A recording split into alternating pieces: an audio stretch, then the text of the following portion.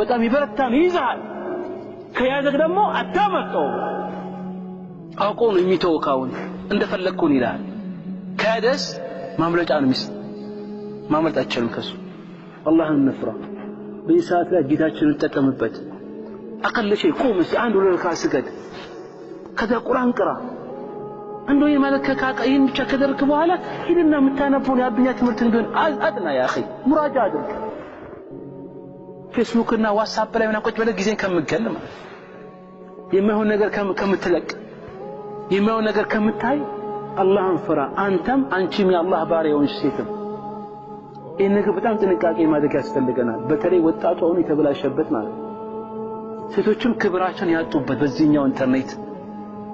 ኢንተርኔት ትብታል ሼክ አብዱልዛቅ አልበድር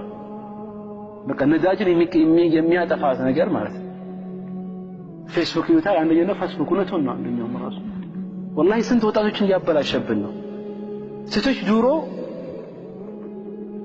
ይሄ የተለያየ መጥፎ ነገር አንድ አማ የሆነ ሴት ጋር ለመድረስ በጣም ጠባብ ነው ጉዳዩ ፊትናው የሆነ መጥፎ ነገር የሚደርሳት ወይ በጓደኛዋ በኩል ወይ በጣም ካነሰ በሆነ በመንደነው በቴሌቪዥን ምናምን አሁንስ እሷ ቤት ቁጭ ብላ ስልክ ትከፍታለች ፌስቡክ የሚባለው ነገር ቤቷ ቁጭ ብላ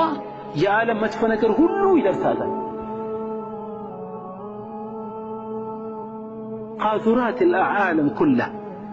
ዓለም ላይ ያለው ሁሉ መጥፎ ነገር አስቀያሚ ነገር ሁሉ ይደርሳል اعوذ بالله አላህን ንፍራ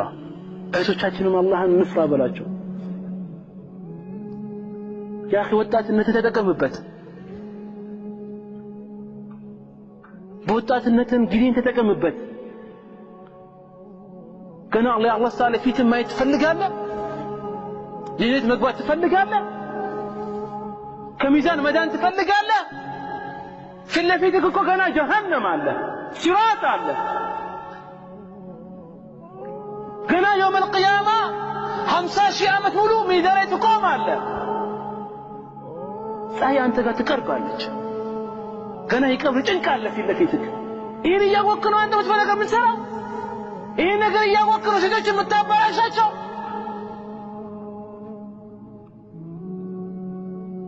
يوم القيامه እኮ